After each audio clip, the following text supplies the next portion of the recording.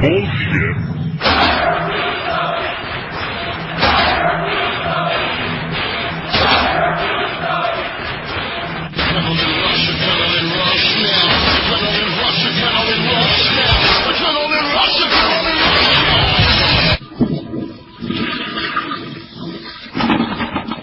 There's never been a worse show than TNA iMPACT. Never in the history of wrestling has a show been booked so badly. Just hasn't been.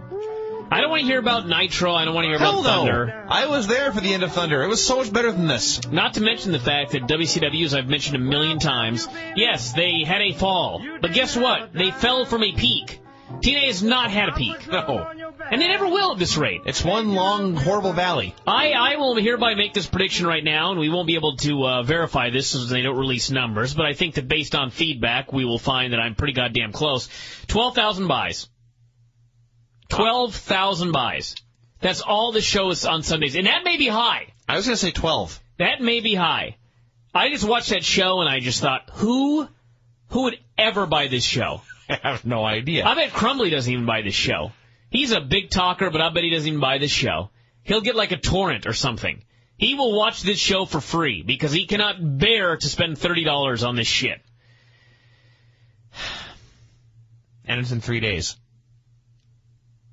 This show just made me so angry. As it always does. No, I don't know why. I don't know why. Because it wastes your time. That's it. It's not even. I have to watch this show, everybody. You have to watch the show. I don't want people going on the thing and going, you don't have to watch this. I do have to watch this. This is my job. I have to watch this show. And that's one of the things that makes me so angry about it. I would be so happy if I never had to watch another iMPACT again as long as I lived. You have no idea how happy I would be. Not as happy as I would be. If I just had to watch the pay-per-views, great. I've been trying to talk you into dumping this show for years. If I just had to watch the pay-per-views, great. But I don't. I have to watch this television show. I have to keep up with this asinine, ridiculous, horribly written product. I don't understand how people watch this show every week. I've long ago given up. Even the Christmas music didn't make me happy today. No, in fact, you're actually in a worse mood now than right before we started. No, I was in a very bad mood. I was in such a bad mood I couldn't speak. That's the kind of bad mood that I was in. That's bad for a radio program. This show trolls me. iMPACT does, yeah. Every week this show trolls me. And they get a rise out of me every single week. It was all right last week. In fact, I think the last couple of weeks it was all right. Not this week. And, of course, the go-home show, as always. What a go-home show. A wretched go-home show. This show was so bad. The badness of this show was profound. See, you would think in a go-home show, you would think virtually every segment would be tuned to making you want to buy the pay-per-view on Sunday. The defining moment of this show was a skit backstage with Beer, Money, and Abyss. And a graphic came up on the screen that said, in 6 minutes, Kurt Angle confronts Jeff Jarrett for perhaps the last time. Begging. They were begging people not to turn the channel. They were saying, we know you're thinking of turning out right now, but don't, because in 6 minutes, Angle and Jarrett are going to come out. Why else would you put that on the screen? No, that's a good point. Why else would you put on the screen that in 6 minutes, the stars are coming out? Why would you do that? To let people know that it will just be Kurt yelling at Jarrett, and you can turn away. They were encouraging people to tune out. No, they weren't. They were begging people to continue watching the show. But no, seriously, answer the question, though. Why would they put that on their screen? To make sure no one turns away. Okay. So, why would you put that shit on television, then? Because you think people are going to turn away. Vince, why would you put something on TV that's so bad that you have to put a disclaimer up asking them not to tune out right now because in 6 minutes the good stuff's coming? I don't know. Why would you put it on television? And if you're going to, why would it be that segment? There was so much on the show worse than that. But they have no idea what's any good. They have literally no idea what is any good. Yes, that's They have clear. no idea what's good. That is abundantly clear. They have no idea what's bad. They just have no idea. This is the most clueless writing crew I've ever seen in my entire life. Just completely, utterly clueless. This show. We also have a lot of other stuff. I don't even give a shit about anything else. Show made me so angry. That's all I can think about. It's consuming me. I know we got to call Granny, and I know it's late, but I don't even care. She can wait. Hate to say that, but I'm getting an impact right now. Get this thing over with, and then maybe just stop the show. This show just, it makes me not like wrestling at all. I mean, this show really makes me hate my job. Badly. Quite horrible. Badly, and before this show, I watched ECW, which made me love my job. ECW was awesome. Yes. I love ECW. Yes. And then I have to watch this. Thumbs down. If I did not have to discuss TNA on the Wrestling Observer radio shows, I swear to God Almighty I'd quit. This makes me hate this job. This fills me with anger.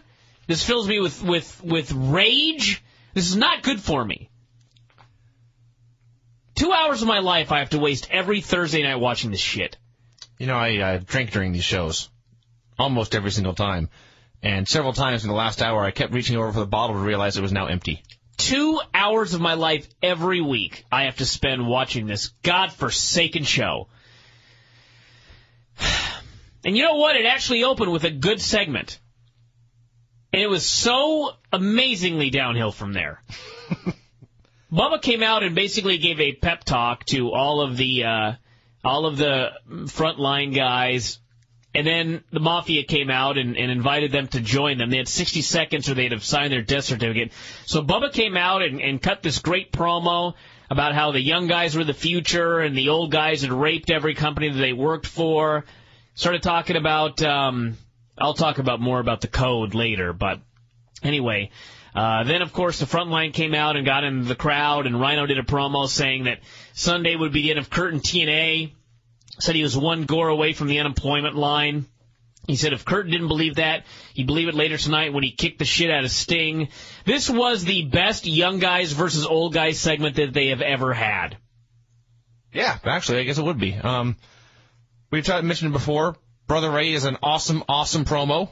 He was awesome tonight. He was in rare form even by his standards, and everyone got excited because all the wrestlers were around them, and everything made sense.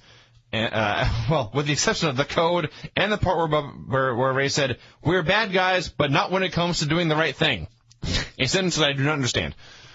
But it made it clear that he was passionate and loyal to the front line, and he was going to help them kick the Mafia's ass. And they made it literally clear that they would be Joe and AJ's partners, which had not been done the week before, so that was good too. Then Borash did a promo saying TNA Mobile was now free. So apparently it was not doing well at all. And he also said that if you texted something to the mobile thing right now, you would find out who would be in Kurt Angle's corner at Sunday. And by the way, for those of you that did text, you didn't find out who was going to be in his corner. Awesome. You didn't. They said it would be one of his former tag partners. So now if you're wondering why this is free and why it didn't do very well, there's your answer right there. I don't think people should pay for that. They teased information and then, of course, did not give the information. That's a bad business model. And then we had the beautiful people freaking out because Sarah Palin was about to show up. And speaking of awful, I'll get into that later. Borash met with Booker and Sharmell and wanted to know why they hired the beautiful people and why Booker was defending his title against Joe in a street fight tonight. We were, by the way, 17 minutes into the show and had zero wrestling at this point. 17 minutes and 4 segments. Yeah, 4 segments, 17 minutes, no wrestling on Total Nonstop Action Wrestling here. So I have no idea what he said. Apparently Booker is now a Mexican. That's all I got out of this He thing. was so excited to fight Joe that he broke character at the end. There was a promo about how great TNA is. Yip-de-doo. Then we had the first match of the evening, believe it or not. Actually, no. Sorry, before that, we got one of those bullshit cross-the-line promos. Cross the line at Total Nonstop Action. 19 minutes into the show and still not a wrestling match. Booker and Joe for the Legends title in a street fight. 2 minutes and then a commercial, of course. And then Joe made a comeback, got the choke. Sharmell took the ref. This is a street fight, by the way, in the opener with distraction from a manager. And then the beautiful people ran down and sprayed perfume or something in Joe's eyes, and then he was hit with the axe kick for the pin. And so, yes, Joe got beat by 2 girls. You know, I'd read somewhere... He did. He got beat by 2 girls. Well, he got beat by hairspray. But that's even worse. I'm just telling you what happened. Joe got beat by hairspray. But there was something, I believe it was actually on our site, but it said that Joe gave Booker T his best match since joining the company. Who wrote that? I don't know. Crumbly? I don't know.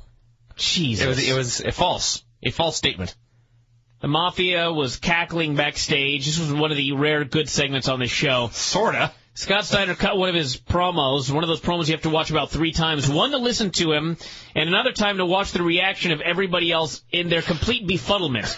And then just the fact that this made the air is worthy of a third viewing. He was going off about how Team 3D, who he called Bubba Ray, by the way. Yeah. He said they hadn't been where he had been and hadn't done what he had done, and everything was going fine. And suddenly he just got completely flustered. Yes. And he almost said fuck and caught himself, and he ended the promo by saying, and I quote, let's come on. Yeah. And he left, and you heard him hit something hard off camera. This was exactly like the Lex Luger promo with the T-shirt that was too small. Yes, which became a YouTube joke. This was actually on national TV. Yeah. He walked off camera, struck something with great fury. Nash and Sting kind of glanced at each other. Sting put his hand up to his mouth to cover his laugh, and they followed. Yeah. We had a series of best-of moments with Angle, since, of course, this could be his final impact, you know. That right there, by the way. Awesome enough. They hyped Angle as the best thing in the world, and then said, you may never see him on the show again. Yeah. Awesome. And he's supposed to be a heel. And he's supposed to be a heel. Amazing.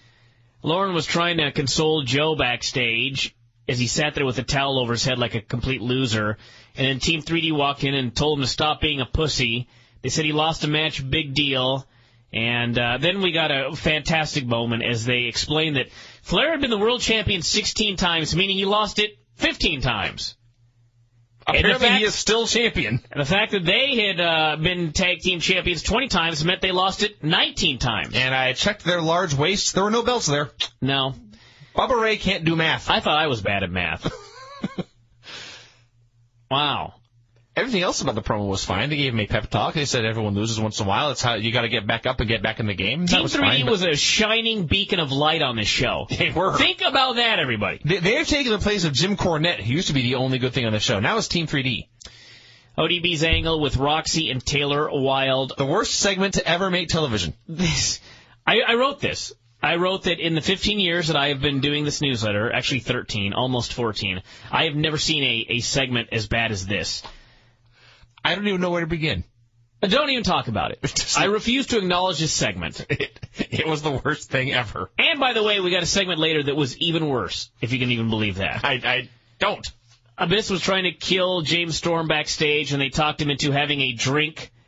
And, of course, this ended up with them drinking like crazy. The monster fell off the wagon. Yay. Then the fake Sarah Palin arrived. 46 minutes into the show, by the way, and we'd had 6 minutes of wrestling so far. Total nonstop action, everybody. 46 minutes into the show, and we'd have 6 minutes of action so far. And then a fake Sarah Palin arrived on Impact. This was the worst impersonator I've ever seen. The only possible way this could have been worse is if they would have had a man do it. I have no idea what this accent was supposed to be that she was attempting to perform. It was not even remotely funny. The beautiful people freaked out and began screaming at the top of their lungs and giggling. It was horrible. It was horrible. How did stuff like this make television? I have no idea. Because they don't know what's good, and they don't know what's bad. That is the third time we have asked that in the past 6 segments. It will only get worse from here. We got another bullshit dramatic TNA promo trying to make us care about Awesome Kong versus Christy Hemme. They had video of Christy and AJ training, the highlight of which was when she went to do a lockup, and he immediately stopped and almost literally rolled his eyes, as if to say, what the fuck was that? This is a look I've seen Buddy Wayne give me 1,000 times. 1,000 times. And I know what it means, and it is not the kind of thing you want to put on TV indicating this chick is a great wrestler. But they did. And why is that? Because they have no idea what's good. And they have no idea what's bad. Then we had Awesome Kong and Scott Steiner against Christy Hemme and AJ Styles. That, by the way, before this was 7 straight segments without a match. Yes. So, they had a match, and AJ wiped out Steiner near the finish. Kong and Christy were the legal woman. And it ended up with AJ picking up Christy and hitting Kong with her, as if Christy was a foreign object. And then he put her in position for a tornado DDT, and Christy Hemme pinned Awesome Kong.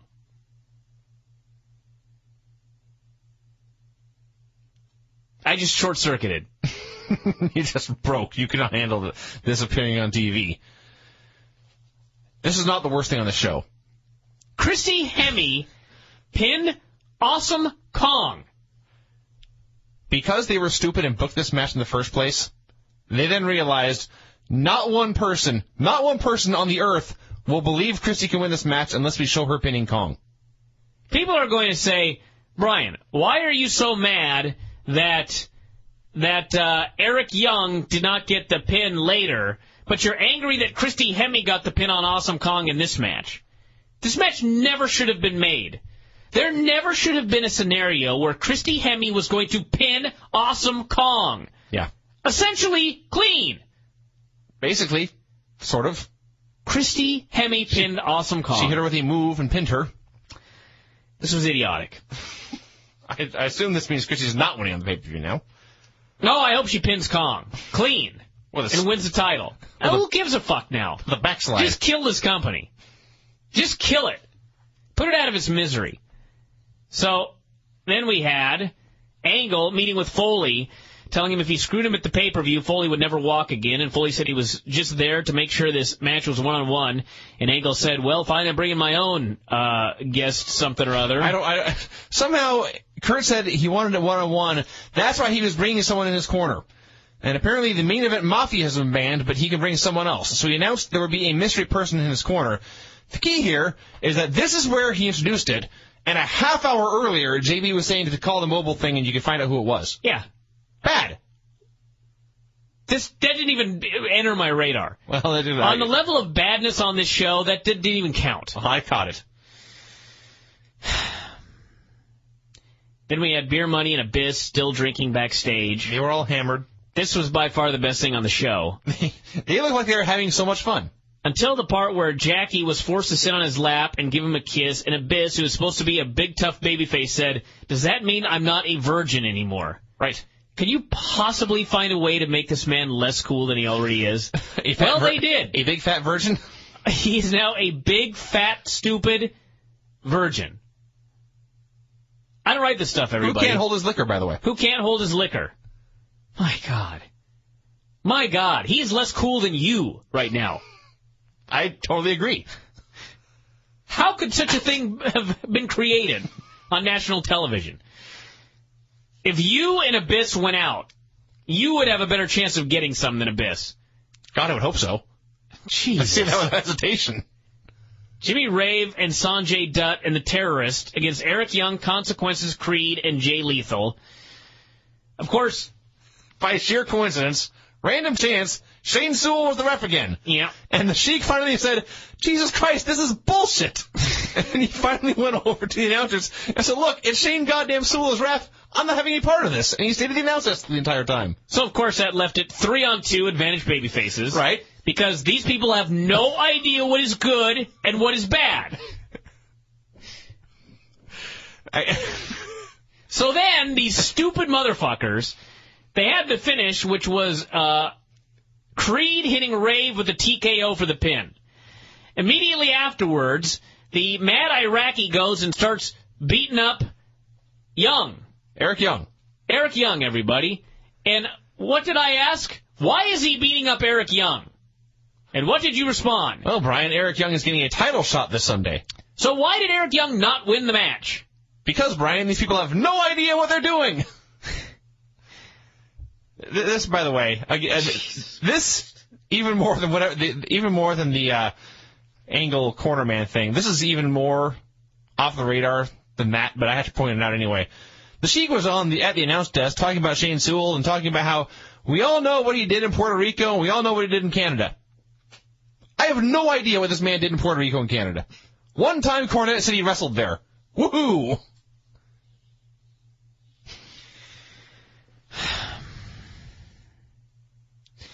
There was a video package for Feast or Fired where everyone talked about, they almost everyone said, I might get fired, but it's worth it for the chance to get a title shot. They did their best with this stupid concept when they could.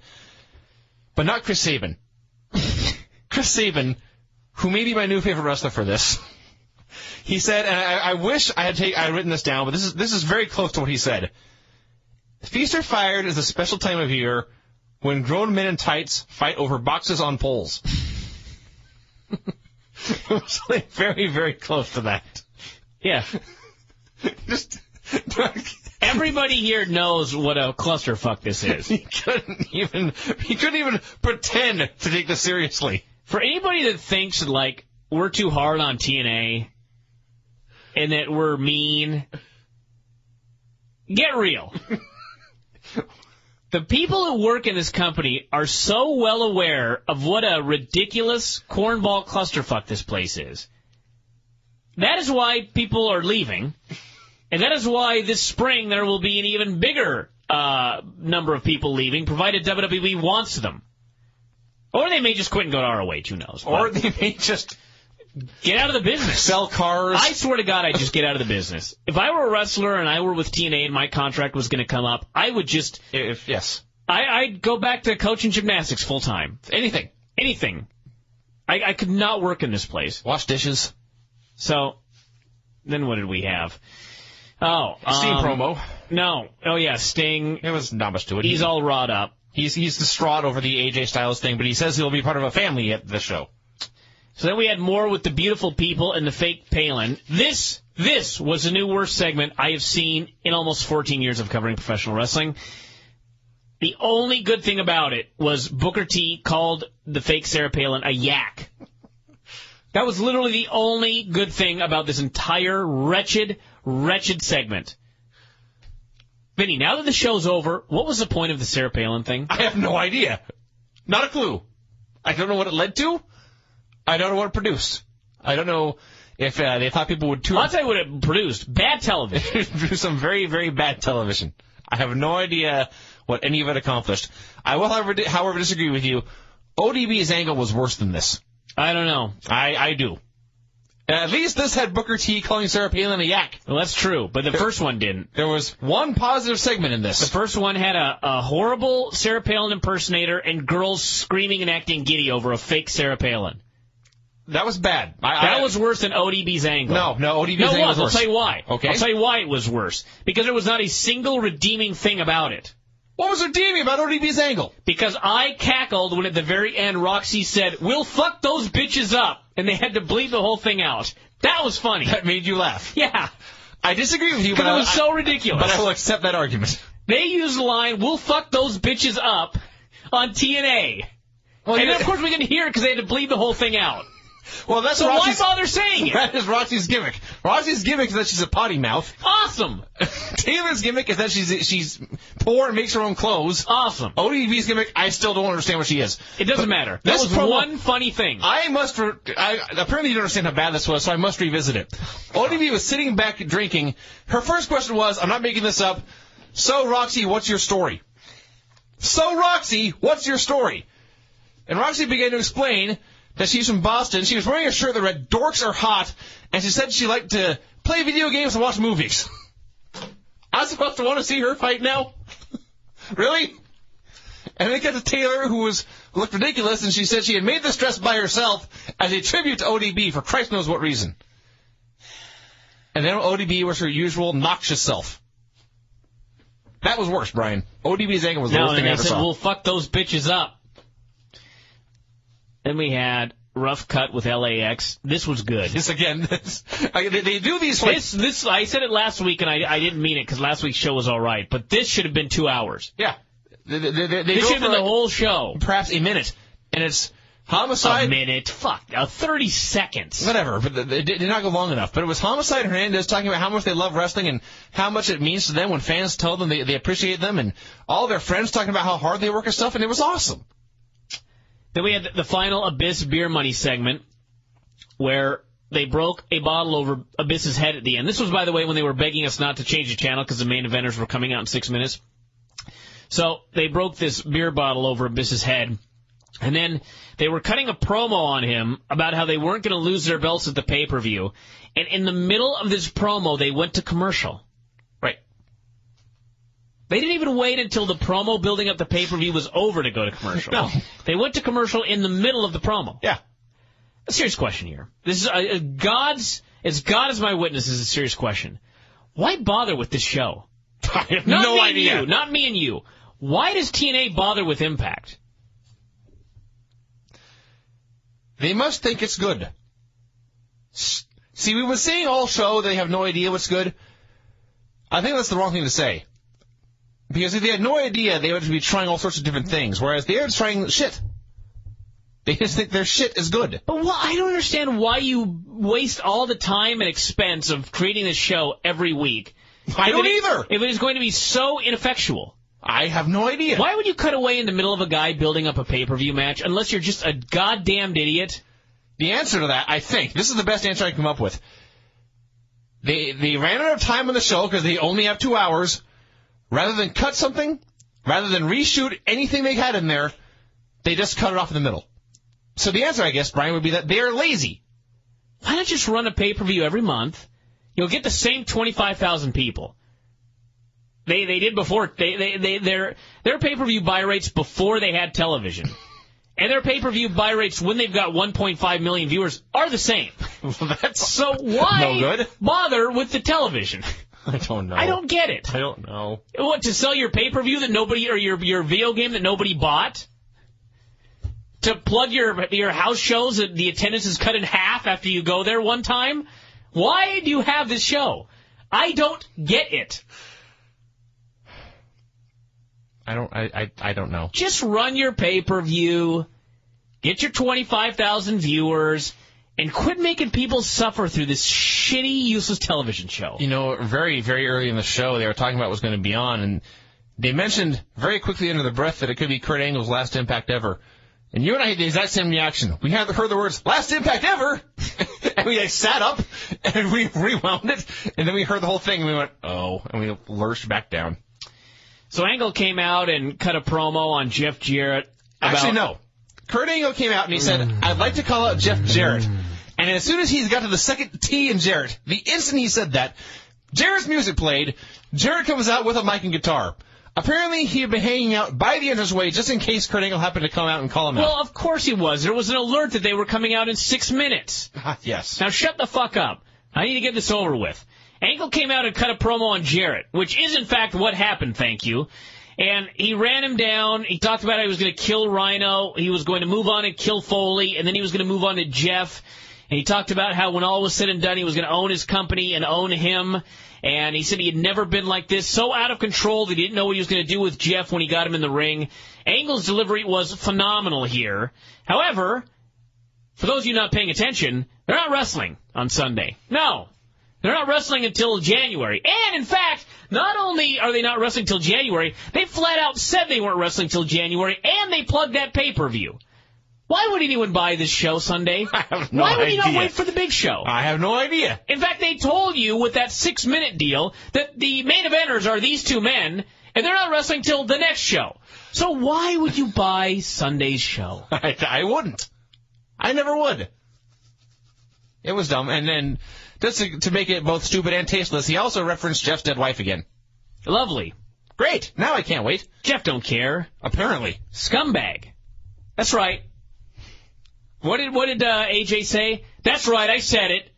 Who was that? On this fucking show. Oh, wasn't Bubba Ray? Somebody. I forget. I short-circuited again. So they spent several minutes here plugging Jarrett and Angle, which is not happening on Sunday. 7th straight non-match segment. Yeah. Then they went backstage to Rhino, which would be the 8th straight non-match segment. Poor Rhino, who actually is in the main event and is being ignored. And so he tried to say, I feel the same way Jeff does. I have a daughter, too. Then he turned to the camera and he said, Kurt, you've crossed the line. Isn't that what everyone's supposed to do? Isn't that what we want to happen? I thought we were supposed to cross the line. I thought that was the whole point of the show, was to cross the line. And then he said, for the second time in the show, you broke the code. No, here's what happened. he starts crying about his kids at home and Angle's kids at home, and they said he'd broken the code among the boys. He did not say what the code among the boys was. I hate the show. I have no idea why it is such a difficult concept to talk about things that fans understand and can relate to. Fans don't give a shit about what Angle thinks about his kids. Fans don't give a shit what Rhino thinks about his kids. And fans don't have any fucking idea what the stupid code is that people are supposedly breaking among the boys. The boys. They should have had a graphic up. B-O-Y-Z. The boys. Fuck off, TNA. I've never been filled with such rage for this program. Then we had Joe, Angle, and Team 3D cutting a promo backstage, which would be, in fact, the ninth segment in a row with no wrestling, here on Total Nonstop Action Wrestling. So, they did a promo, and I'll spoil it for everybody here. Actually, I won't, because, of course, nothing in TNA ever makes sense. The only thing that makes sense after watching this show is that Samoa Joe turns heel on Sunday and joins the Mafia, and Sting turns babyface and joins the good guys. That is the only thing that makes sense. Now, of course, that's not going to happen, because nothing in TNA makes sense. But that is what a normal human being would get out of watching this segment. But, of course, there's got to be a swerve. There's got to be all this other bullshit, such as the main event where Sting faced Rhino, and they immediately went to commercial break. They came back, and there was blood everywhere. Then, of course, Angle came down to interfere. Then AJ came down to interfere. And during the distraction, Rhino gored Sting. Pinned him. Rhino pinned Sting to set up a match with Kurt Angle. Rhino pinned the world champion to set up a match with Kurt Angle. Right. Well, of course. This is a terrible, terrible, terrible, terrible program. It was a very, very bad show. It was one of the worst editions of TNA Impact you will ever see. It's the worst show I've ever seen in my life. This trumped the barbed wire Christmas tree show. Because at least that was funny, and I still laugh about it a year later. I completely agree, actually. I will never, ever, ever. And you know what this was? No buys. That's the whole drop. You heard me. No buys. Do it again. I need a flag. No buys. I hate this show. Well, in one... Nope, stop. Nope, turn down. No, I'm done talking about TNA. Done. Done. No, I don't even want to hear it. Done. To the back! We're going to start off with Vinny here as we recap the TNA Final Resolution pay-per-view, match by match. This pay-per-view was better than Impact. I realize that is faint praise, but at this point, anything is praise for TNA. Main event was actually pretty damn good. The Feast or Fired match was pretty fun, and there were a lot of plugs for Thursday. So I realize that a lot of people probably found some way to watch this show for free. And for those of you that paid for it, I don't know what to tell you. I know I paid the $30, and I felt like a fool most of the time as they told me that all the big stuff was actually happening on Thursday. Very similar to how I'm going to feel next Sunday when I'm paying $40 for a WWE pay-per-view, and meanwhile I've just seen a much bigger show on Monday, the Slammy Show, which is a 3-hour show with 3 matches that are bigger than anything available in the WWE pay-per-view. I have no idea what's going on with the promotion in 2008, except that something's wrong. Clearly wrestling has passed you by. It's passed everybody by, apparently, because, I don't know. Anyway, let's talk about this show here. Open up with Feast or Fired. Cute Kip, Guru, Jimmy Rave, Lance Rock, Alex Shelley, BG James, Jay Lethal, Chris Sabin, Consequences Creed, Curryman, Hernandez, Homicide, and Shark Boy. Of course, a pole match. There's a briefcase on each pole, and 3 of them are title shots, World X and Tag, and in one of them was a pink slip.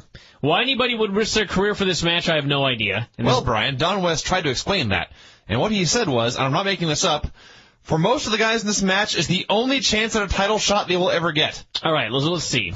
Cute Kip has gotten tag title shots. Guru has been, actually Cute Kip I think has been tag team champion. Maybe he wasn't with BG James. But Certainly has had title shots. They've had title shots. Guru has had title shots. Jimmy Rave and Lance Rock. They may not have. Alex Shelley has. BG James has. Jay Lethal's been champion. Chris Sabin was champion multiple times. Sabin has been champion. Consequences Creed has been champion, if I recall correctly. Wasn't he? I don't think so. But he got a title shot for sure. Curry Man maybe never got a title shot. Hernandez and Homicide have been champions. Yes. And Shark Boy. So anyway, this is still retarded. So they had this match. It was for those of you that have watched a lot of TNA pay-per-views, director Keith Mitchell is completely incompetent. And it's well known in the industry, but he's good friends with Jeff Jarrett, so he keeps his job. This guy can't even keep his camera work stable for singles matches. So you can imagine a match with 13 men in the ring. A cornucopia of cocksuckiness was this match. So they did a bunch of different stuff and ended up with Hernandez getting the first briefcase. And the story was that you couldn't just get the briefcase off the pole. It was a battle royal, you see. So you had to get it off the pole, and then you had to touch the ground with 2 feet in order for this to count. So he got one, and then Curry Man got one, and they were trying to prevent him from leaving, so he did a flip dive to the outside and actually splatted flat on his back on the ground. And I suspect at that exact moment he thought, boy, I hope I get fired. Then we had Homicide and Sanjay fighting for one. Sanjay got crotched. So Homicide climbed up on his back and got the briefcase. Not before they pointed out Homicide was too short to reach the briefcase standing on the top rope. And it was finally Guns destroying everybody else. And then Sabin stood guard. Shelley grabbed the briefcase. But, of course, you had to touch the floor, and they were unaware of this. So they celebrated with the briefcase, which allowed Jay Lethal to do a springboard, grab the briefcase in midair, slide outside for the pin. The finish was awesome. This was a 3 1/4 star match. It was a wacky collection of fun spots if you ignore the stupidity of the match itself. There were bodies flying everywhere, and as noted, it was often too much to keep track of. And the extra stupid thing about all these multiple man matches TNA does is the whole point of the Battle Royal is it's a bunch of chaos that comes down to a clear finish. And these matches where no one gets eliminated is just a bunch of chaos all the way through, so it's hard to peak. Although these guys did their best, and there was some fun stuff with the guns and cute little spots with Sanjay Dutt and the machine gun. I said the machine guns running wild, and Homicide border tossing Rave out of the ring onto a giant pile of men, which is still a terrifying spot. So yeah, if you just watched the action and didn't think about what was going on, this is really fun. If you thought about what was going on and you realized how stupid this match was, you were kind of annoyed, especially at the end, when they focused on the 4 winners, congratulated them, and then offered them a chance to turn down their prizes. Hold on, we're getting ahead of ourselves. All right. The first match went about 15 minutes, and the second match did not start until 37 minutes into the pay-per-view.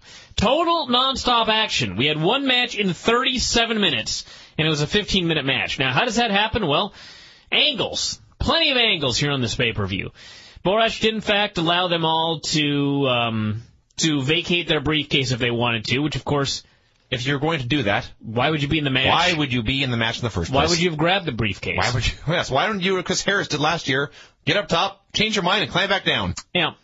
So Lethal's number was drawn after nobody volunteered to give it back, and the machine guns were still in the ring, very unhappy about the fact that they had been supposedly screwed here. So after much rigmarole, it was opened up, and Jay Lethal has got the tag title shot, and the Guns, who are supposed to be heels, as soon as he opened up this briefcase, everyone chanted bullshit, because they wanted the Guns to have the tag team title shot. So the Guns continue to freak out to the point of great annoyance, because get him out of the ring. I mean, I realize this was an angle, but it just made TNA look so low rent that they had nobody to get these geeks out of the ring for like 10 straight minutes. Well, Brian, it turns out they did have someone capable of putting the Guns in their place. That enforcer of TNA, the arm of the law, Jeremy Borash. Cut a promo on him. Jesus Christ. Called Shelley a total nonstop asshole, and then stormed out, and that was the end of the segment. And he left them slack-jawed and humbled. Jeremy Borash, everybody. Mm-hmm. Buried the machine guns and got nothing in retribution. Just left them stunned and shamed in the middle of the ring. That was dumb. Then we had the beautiful people in Charmel backstage, and I'm going to address Charmel's first comment here. She said she may look and act like a lady, but underneath the package, she was something else. Huh. And that did not make me want to see any more. Perhaps a yak is what she meant. And then she left. So the beautiful people cut a promo, and this started out great. And then, as noted, the second match didn't start until 37 minutes into the show. So this went, I swear this felt like 5 minutes. They just went on and on and on and on. Then they got another call, supposedly from Sarah Palin, who was coming back to Impasse on Thursday. So remember on Thursday when I said that nobody in this company knows what is good or what is bad? That is abundantly clear.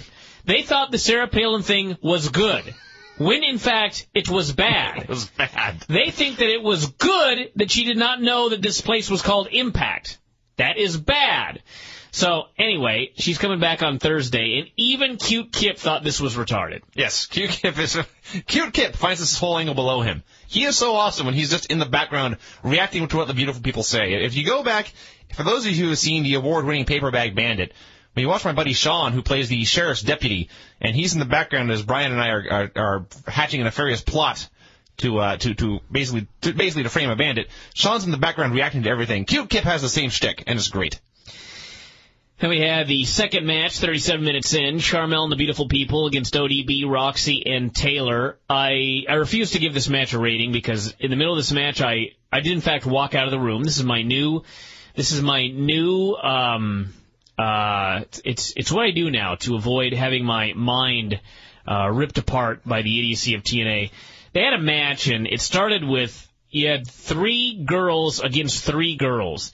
And they wanted to get the heat on one of the girls by using a double team. Now, apparently, in order to not have this double team be a disqualification, they needed some distraction. So, Cute Kip, who is almost 7 feet tall, Cute Kip got in the ring. He got into the ring to distract the ref so the ref would see a double team in a tag match. Yeah. Yeah. And then, of course, 30 seconds later, there was a double team right in front of the ref, and it made no difference. So, of course. And then later in the match, Cute Kip got in the ring and actually slapped ODB across the face. He struck a woman. A 7-foot man got in the ring and struck a woman across the face. This was not a DQ. That's when I just quit. I don't give a fuck. I just quit. There was much other stupidity. What? I don't want to hear about it. I just give up on this match. Match finished. There was much dumbness. Eric Young was doing an interview about Bashir when the Machine Guns walked up and wanted to talk to Borash, and Eric cut a big promo on him, and he actually said this was about their spot, he said. Their spot. Eric Young has got to preserve the spot that he's in right now, which I don't know what that spot is, but it ain't no good. He was also sure to point out that he has now moved to America, so It's okay to cheer him because he's not an evil Canadian. Wow. So Shelley said, listen, we're on your side, now go to your match. And after they left, they slammed Borash into the locker and told him they would spare him this time as long as he told them where Foley was. And Borash said, well, he's in his office. So why did he just look there first? I have no earthly idea. But it's TNA. There is little thought put into any of this. Or there's a great deal of thought by people that don't have brains. If you're going to complain about that logic gap in the show, we're going to be here for 17 hours. That's fine. I look for every logic gap. You skipped over a bunch of them in the Charmel match. Why do you think Jim Cornette doesn't watch any wrestling programming anymore? Because none of it makes sense. Because he takes me to a new level. If you think I go crazy recapping this show, you could not even imagine Jim Cornette analyzing Impact segment by segment. It would take 18 hours, and he'd be dead by the end. He may not actually inhale the entire time. Speaking of logic gaps, we had Sheikh Abdul Bashir against Eric Young for the X title. And you recall that on Impact, the Sheik refused to wrestle in a match, a 6-man tag match with nothing on the line, but Shane Sewell was the ref, and he refused to wrestle. Tonight, with his X title on the line, Shane Sewell was the ref again. This time, the Sheik was cool with it. Sure. So, of course, they also announced that Shane Sewell had 2 strikes on his record, and 1 more and he might be fired. And I just thought, why not just not have him ref? Is there a storyline reason why he has to ref this match? He only ref the Sheik's matches. He couldn't do the girls' match? No, of course not. He couldn't do Feast or Fired? If anybody in this company thought for 2 seconds, they would realize that to make this work, have Shane Sewell ref another match as well. This is far beyond their capacities of logic and reason. So, anyway, he was a referee. They had a final match, 2.5 stars, and ended with Shane Sewell getting slapped, but he somewhat kept his cool. And then Young did a sunset flip. Bashir grabbed the ropes. Sewell kicked his hands off and counted the pin. Don found this to be unfair, by the way, even though Bashir was, in fact, grabbing the ropes illegally, and the ref was completely in his rights to kick his hands off. This has happened for decades. We've seen this finish 1,000 times in my life. To be honest, it's never made sense to me, but it's the precedent that has been set. I'm fine with it. And this finish is legal. So then Bashir slapped him. Shane Sewelled up, ran wild. The place was going haywire. And Bashir finally clonked him with the belt, and Sewell juiced, leaking blood. And Bashir then finally bit his head, and he had his mouth covered with Sewell's blood, and I don't think Shane Sewell has any diseases, but I will say that anybody that has worked regularly for a period of time in Puerto Rico, their blood would never be in my mouth. I would just like to say that right here. It's a chance not worth taking. Shane Sewell was fucking unbelievably awesome in this match, though. He is the best worker in TNA, I've decided. Well, duh. That's been decided for months now. But this was a fine little match and a good little post-thing angle, but they could never just do anything good. They had to always do something wacky. In this one, the Sheik clunked Shane with the belt. Then he turned to Eric, and he went to clunk with the belt, but Eric ducked and fired up until the Sheik dumped him outside. So the end result was Eric Young was taken out anyway. Why not just let him get hit with a belt? I don't know. Why to make things complicated? There's way more to bitch about. I'm sure there is, but 2.5 stars, everybody. A pretty good match. There's a positive. Awesome Kong and Christy Hemme for the Knockouts title. This was not a positive. Long story short, Christy hit her fire crotch leg drop on Awesome Kong, and Raisha pulled her out of the ring.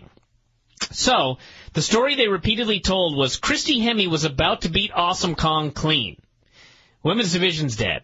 So anyway, Raisha pulls her out of the ring right in front of the ref. This is not a DQ, of course. So then Raisha and Raka are pounding the shit out of her outside right in front of the ref. Yeah. This is also not a DQ. Let me stop you there for a second. When Raisha pulled her out, I thought, okay, perhaps Raka Khan is distracting the ref because I couldn't see anything. And then Raka and Raisha began to double-team Christy in the apron, and I did some math in my head. The only other person in this match is Awesome Kong, and she's currently laying on the ground. Yeah. Is the ref distracted by taking her pulse? So Christy goes back in the ring, and then Raisha hit the ring, which you'll recall is what the 7-foot male Kip James did in the women's match earlier. That was not a DQ. And, of course, here it was a DQ. So, anyway, the old rule about the title changing hands in a DQ, apparently they forgot about that as well. So Christy Hemme beat Awesome Kong via DQ, and the girls had a big pull-apart afterwards, and they sent out a bunch of geeks. The only good thing about this was the fans were chanting, "Let them fight."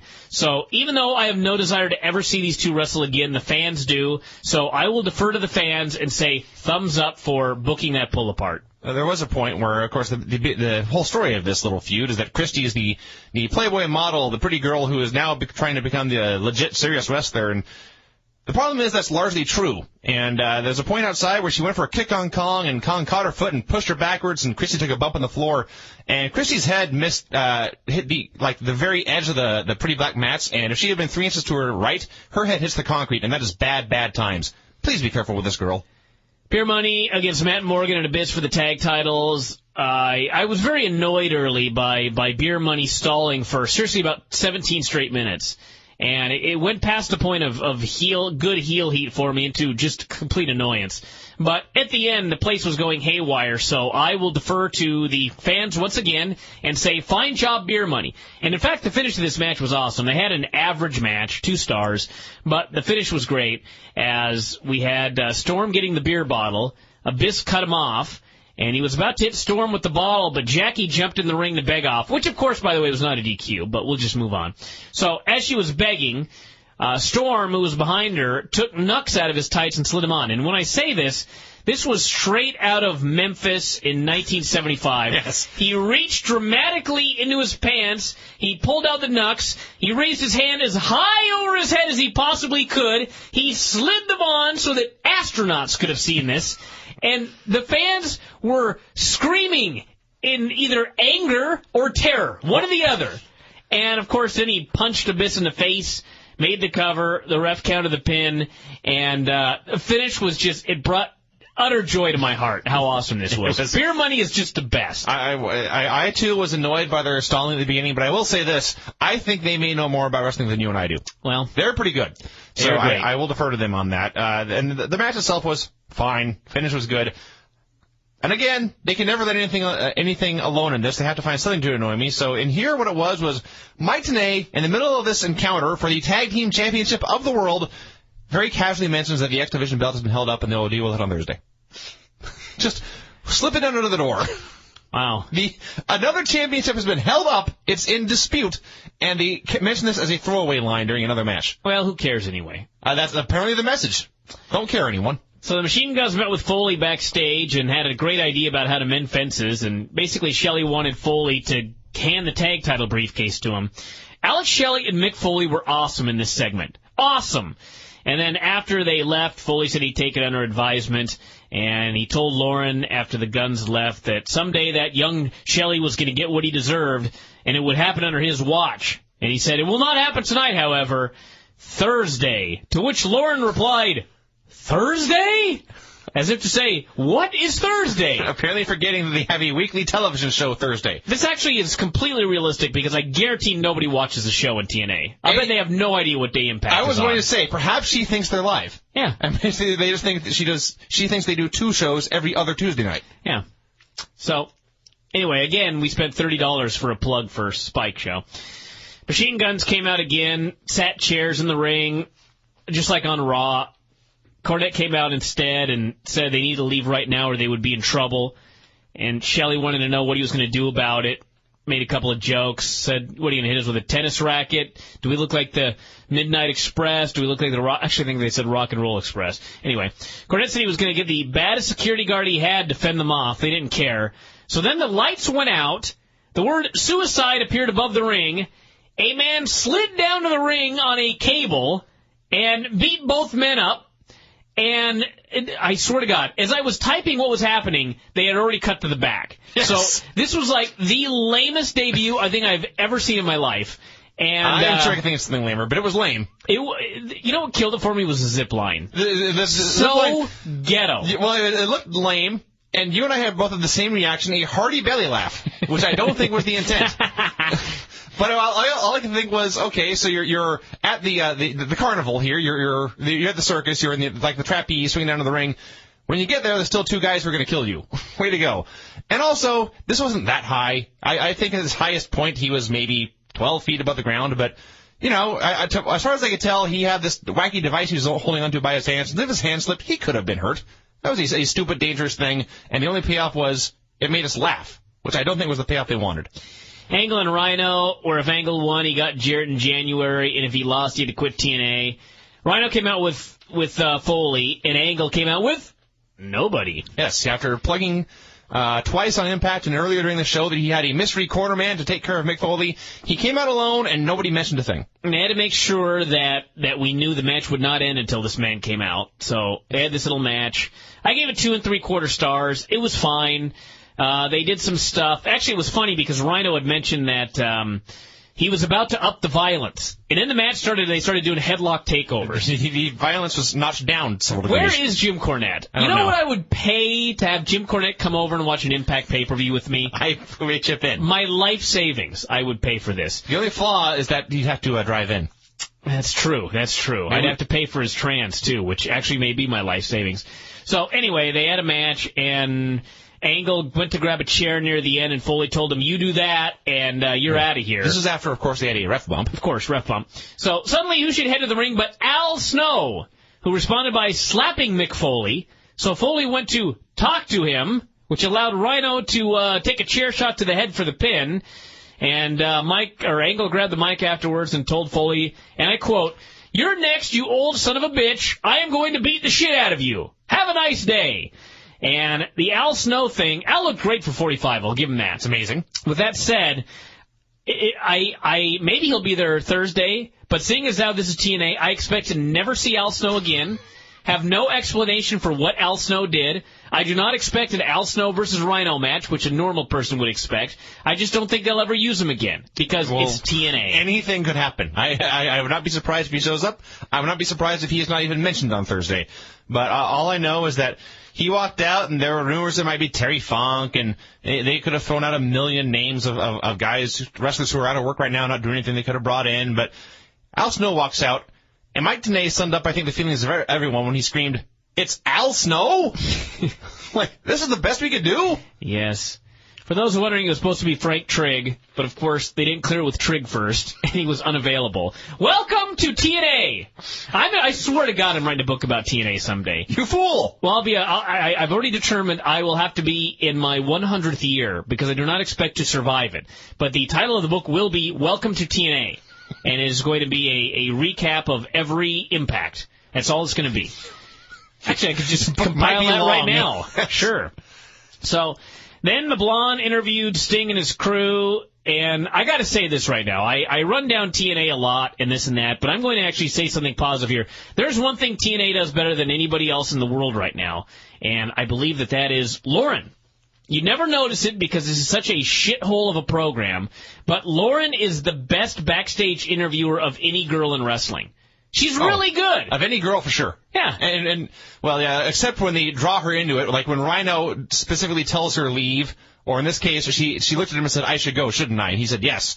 Or when the beautiful people mock her for no good reason. But that's not her fault. No. When she's just left alone to do her job, she's awesome. She knows her questions. She seems to know exactly what she's talking about. Mm-hmm. And I give Lauren 2 thumbs up. And after she asks her question, she holds the microphone and does not steal the attention. No, she just stands there in the background. Yes. So, of course, now I'm sure she'll be fired within 2 weeks. But then we had Team 3D, AJ Styles, Samoa Joe against Sting, Nash, Steiner, and Booker T, where if anybody in the front line got a pin over anybody in the Mafia, AJ got the world title and the label of the best wrestler in TNA. Now, I don't know about you, Vinny. I was trying to pay somewhat close attention, but did they even make much of a deal of any of the babyfaces near falls? Like, wow, he could be world champion. Oh, no. Devon could be world champion right here. Well, of course not. Devon could win the world title right here for AJ. That's right. Yeah, I guess that's how it works. But the whole stipulation is completely absurd. Your point is still valid. They never once said we almost had a new world champ. I just don't. I'm not going to go on about this stip. Everybody knows the stip. Everybody knows how stupid it is. So anyway, I gave this 3.5 stars. It was a pretty damn good match. It kind of fell apart there at the end. It totally fell apart, but they somewhat pulled it back together. It broke down to an 8-man, and bodies were everywhere. And they tried to do the WWE deal where everybody hits a big move, but people were in the way. I think people were taking moves that maybe they didn't know were coming. I know that Sting took a suplex from AJ and looked like he was nearly killed. Then Joe gave Sting an exploder, and Sting managed to lay it on his face. You know, for those of you who have seen an exploder, how does a man land on his face? I have no fucking idea. But Sting did. I thought he was killed. So it finally came down to Joe and Sting, and Joe was going for the muscle buster on him, but Nash hit him in the nuts, and then Sting hit the death drop for the pin. So this was, in fact, the second pay-per-view in a row where Joe has been pinned after a nut shot, which begs the question, why don't you get a fucking cup, for Christ's sake? So, anyway, that was that. Joe has to be turning heel after all these jobs. There's no other explanation. I figured it would be in this match because the only thing to me that made sense here was Joe would have the opportunity to get the pin, but realize, why am I getting this pin when I'm just giving the belt to some other guy? And turn heel. But, of course, that made, I guess, too much sense, so that didn't happen. But anyway, thank God Sting was alive. Afterwards, he took his belt and he walked to the back and he kind of pouted. And the Mafia looked at him with this what the fuck look on their faces, but then they celebrated on their own. So they're not even being subtle about it. Sting is about to turn babyface, unless this is all a big swerve. And they all turn babyface and he stays heel. That would be awesome. Something wacky. That would be tremendous. But there you go. The match was generally pretty good, which is, I'm going to knock it now, or knock details of it. But on the whole, I assure you, except for the part where the fell apart at the end, it was all pretty good. But we noticed watching Impact last week, I don't think we mentioned in the show, but Samoa Joe is getting really fat. And it's starting to get to the point where it's not just cosmetic. It looks like it's starting to affect his performance. There's a part where Steiner went to lift off on the turnbuckles and Joe couldn't get up there. And it took a couple tries, and that looked bad. So that's no good. And then there's a point, well, just several points, actually. This was not Kevin Nash's best night.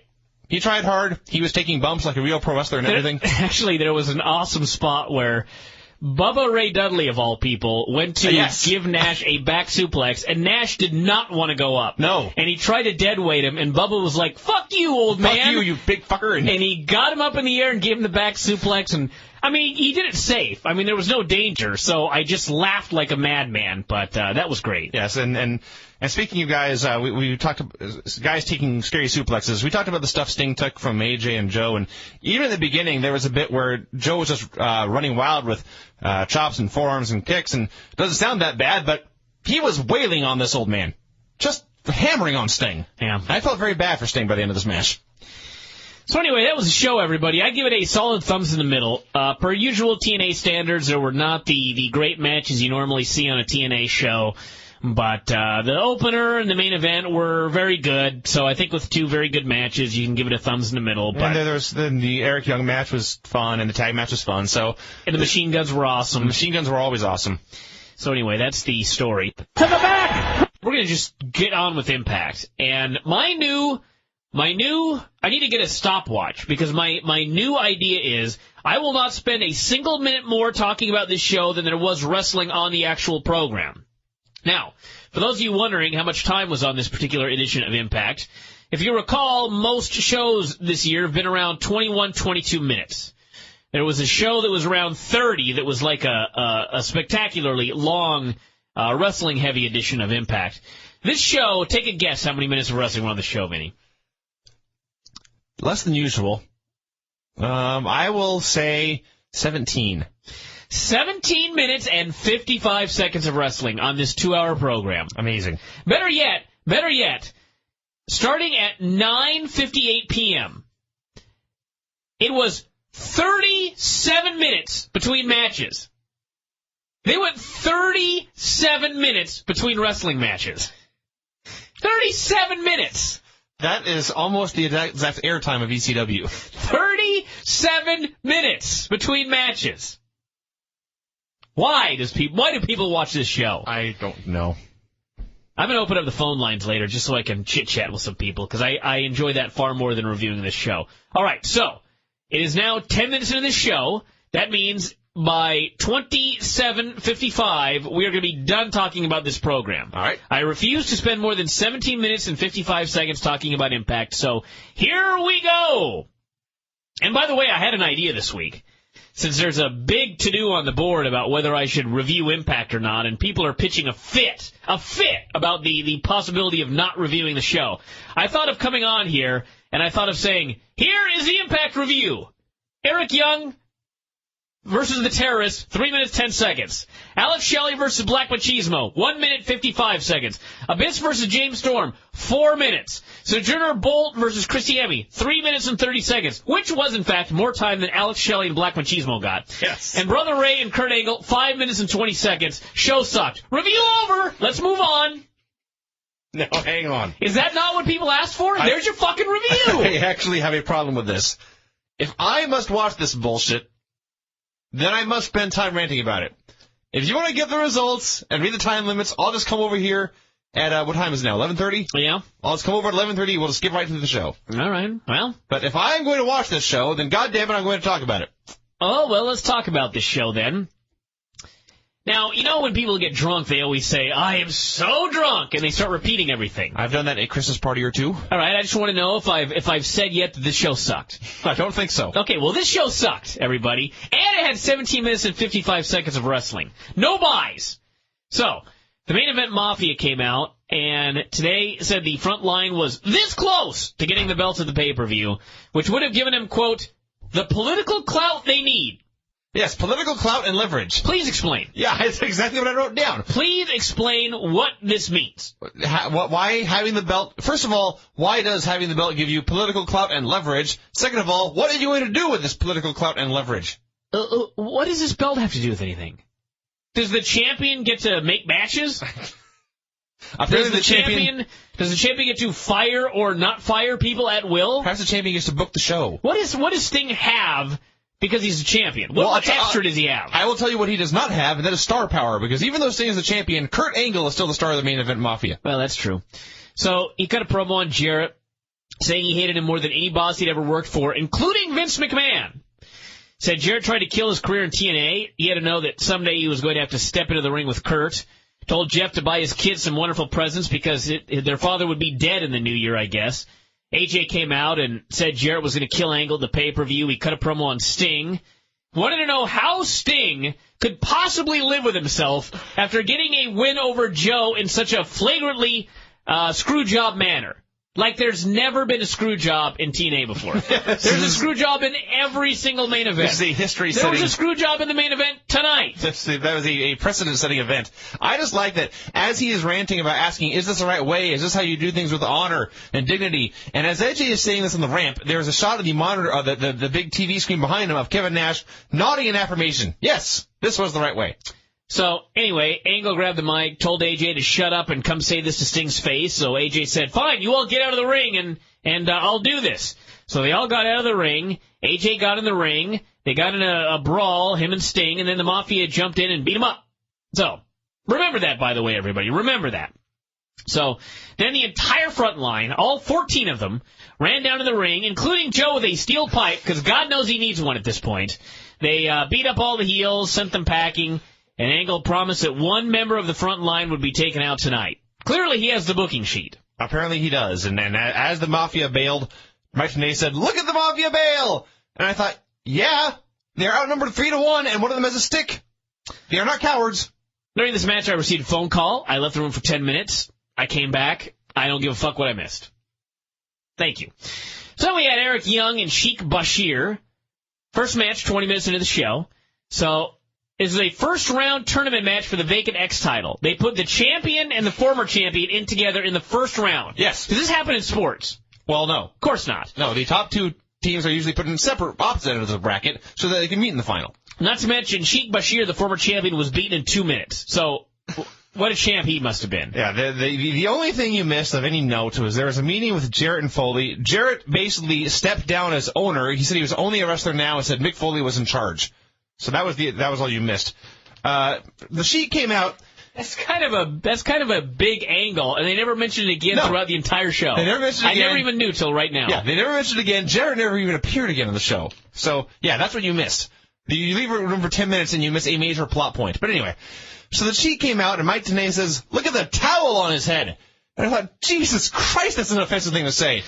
And then it turns out he actually was wearing a towel on his head. He had the towel with Shane Sewell's blood on it as a turban. Wow. And in a way, I thought that was actually more offensive, that he just started literally wearing a towel on his head. Okay, hurry up. We already got 6 minutes, and we have 10 minutes left. Shane Sewell was not the ref, and there really was nothing about this. Actually, there was. The Sheik hit the ref from behind, knocked him on the ground, and then was still pinned clean. Yeah. So they had a ref bump for absolutely, literally no good reason. So, moving on. We got to get going. We've only got 10 minutes left. So, then we had Bubba giving the front line a pep talk. Reminded Joe that he was, quote, the last of the legit old-school tough guys. Please explain. So, everyone else is a fake tough guy? Exactly, yes. Everyone else is a real pussy? Right. You're the last of the legit old-school tough guys. Who writes this show? Jackasses, that's who. So, anyway, the rest of them, he said he was going to make Kurt an offer he couldn't refuse. So then Foley came out of the main event Mafia locker room, laughing and cackling. And then they all came out and laughed and cackled with him. And Foley said they were good guys, just misunderstood. Never had a follow-up. Hell of an authority figure. Why does he like them? Why do they like him? Why was there no follow-up? Who gives a fuck? Don't know. Beautiful people who were in their throne room with the fake Sarah Palin. As I mentioned on the show the last time, there was they have their throne room, and then they wanted Booker T's locker room, and the question was why? This week, they not only had 2 thrones, gold everywhere, but they had 3 flat-screen televisions. Why the fuck would they want Booker's locker room? I don't know. Anyway, they were ranting and raving and this and that, and this segment made me hate the beautiful people. And they used to be my favorite part of this program. They announced Brutus Magnus is coming. Brutus Magnus! I don't know who this is, but that's his name. Very quickly on the Beautiful People segment, they were concerned that Governor Sarah Palin was going to take them to the White House, and they're not prepared. Why is the governor taking them to the White House? Well, it's very simple, Vinny, because these assholes that write the show don't even know who won the election. Apparently. Jay Lethal and Alex Shelley, X-Title tournament match. Lethal wiped him out with a dive early, and note I used the term early. That's what I wrote in my report. I was wrong. Literally 10 seconds later, Lethal was pinned.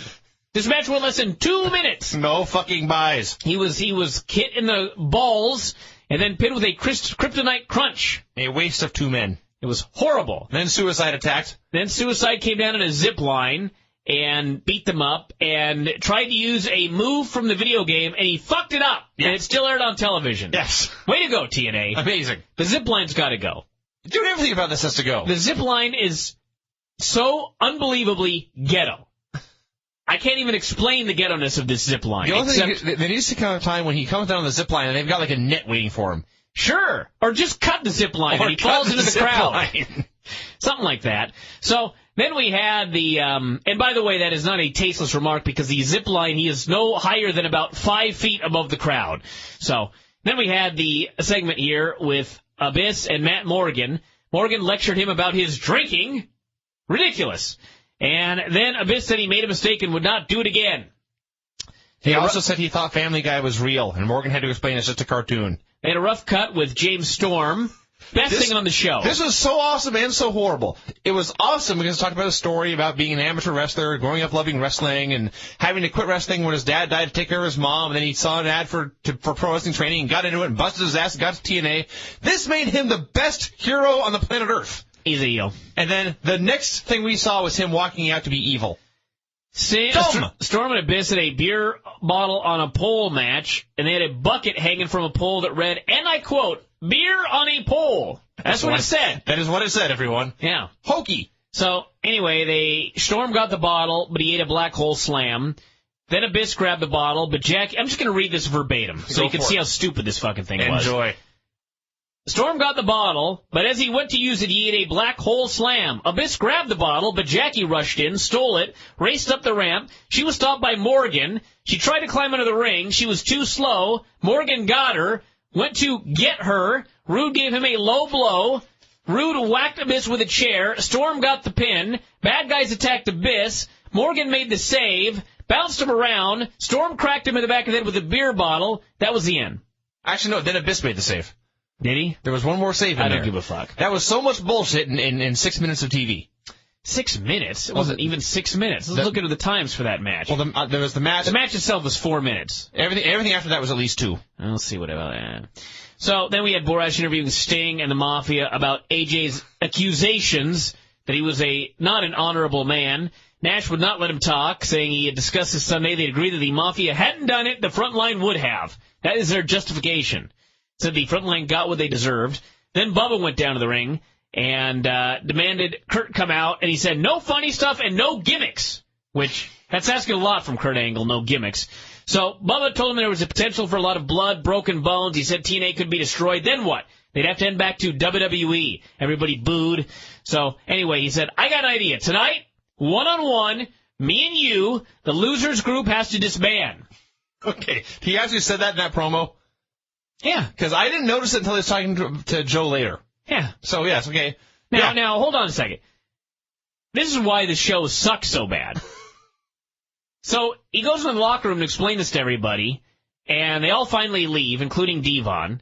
And, if I'm not mistaken, in the very first segment on this show, Angle told the Mafia to leave the ring so he could face Sting a one-on-one, and they left the ring and then immediately jumped him.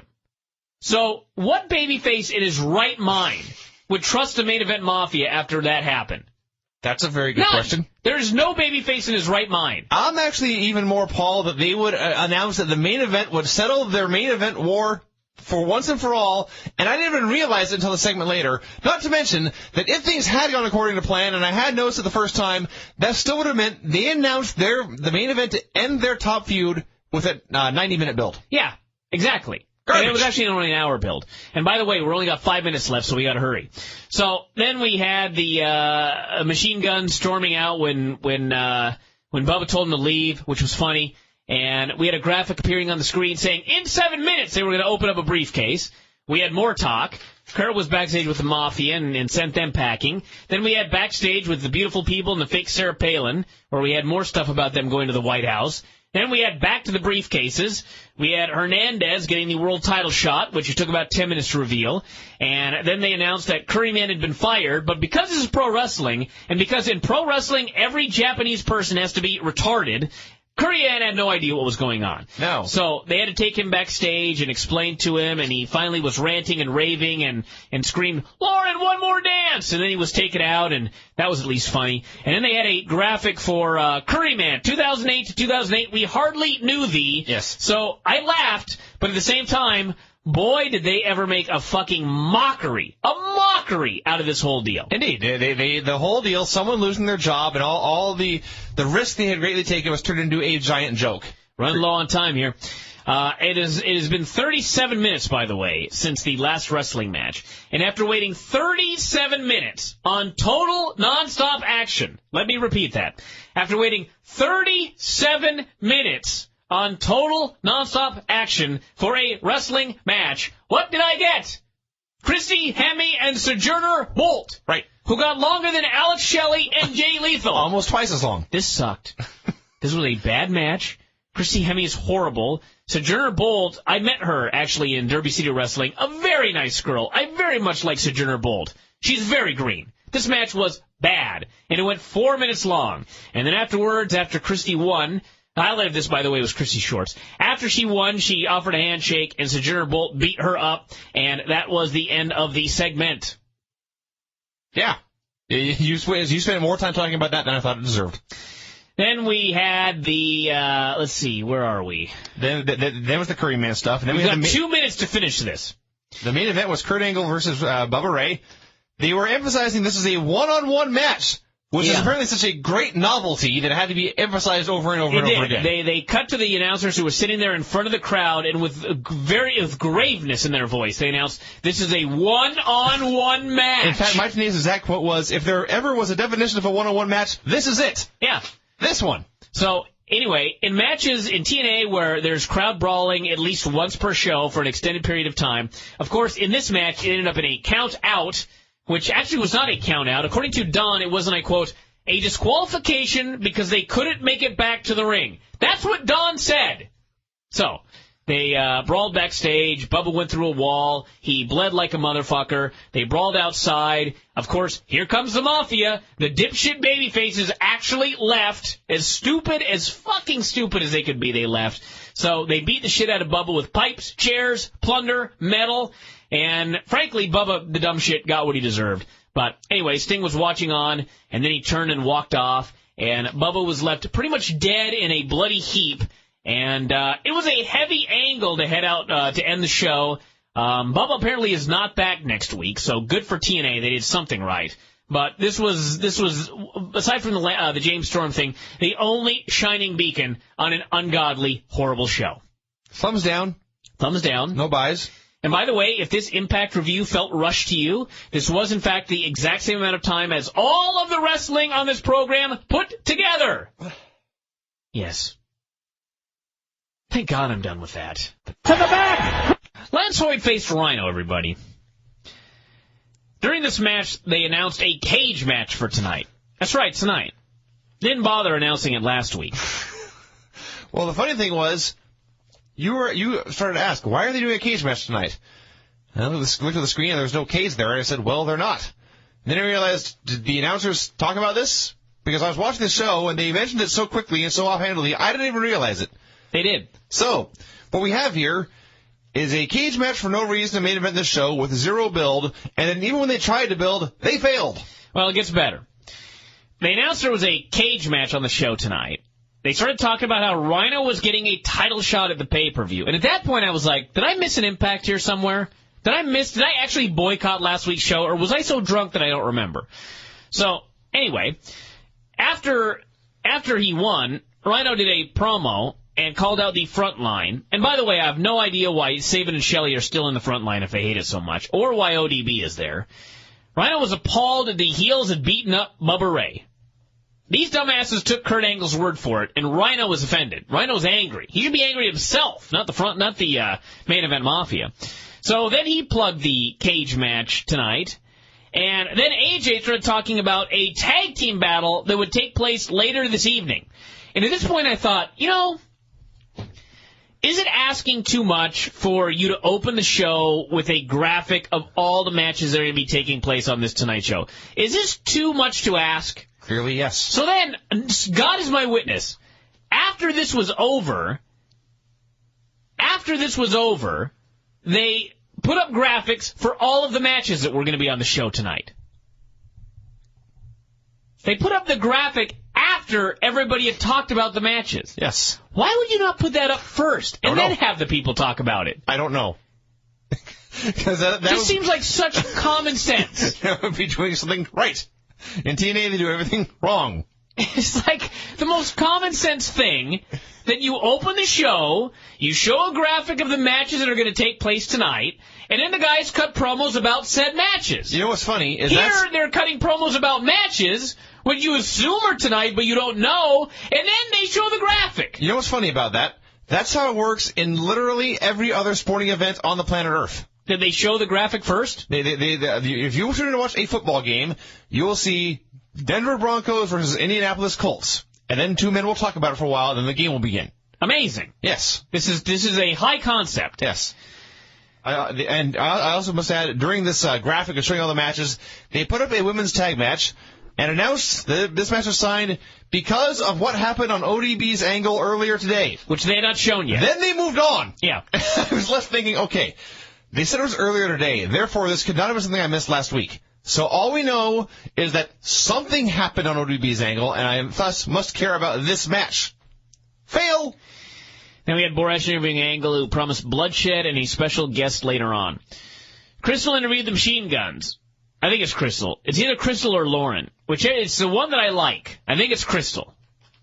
Right? I think it's Lauren. No, I don't think so. Lauren's the one that danced with the Curry Man. Is she gone? I believe so. I believe this is Crystal, everybody. Whoever this girl is, I like her. She's good at her job. She's very good at her job.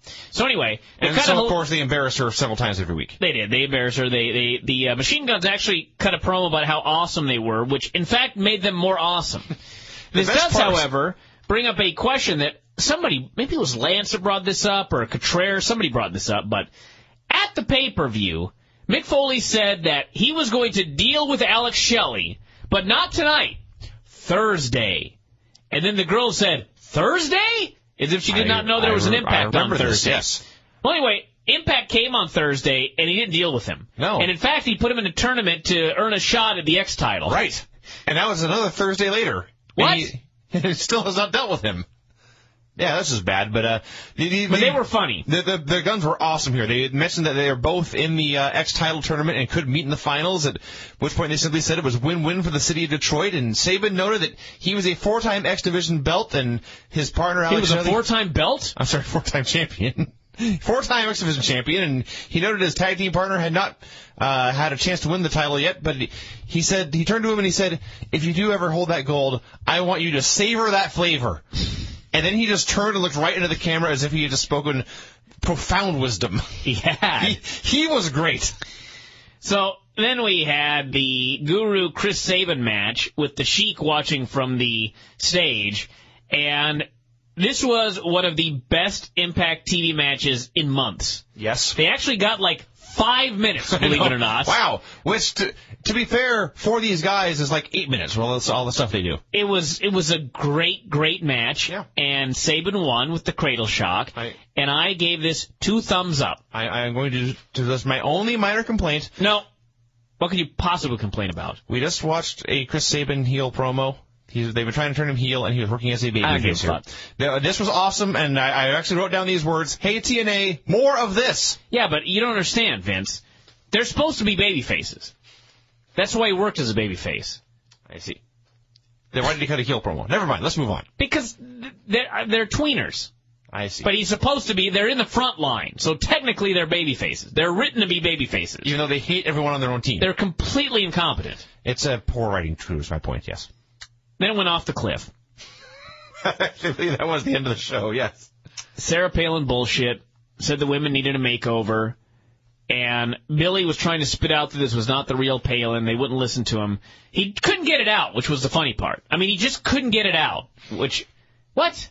I don't know. So finally he stormed out, and for the first time in my entire life, I was like, I understand Billy Gunn. This makes sense. That's actually true, yes. But I relate to Billy Gunn.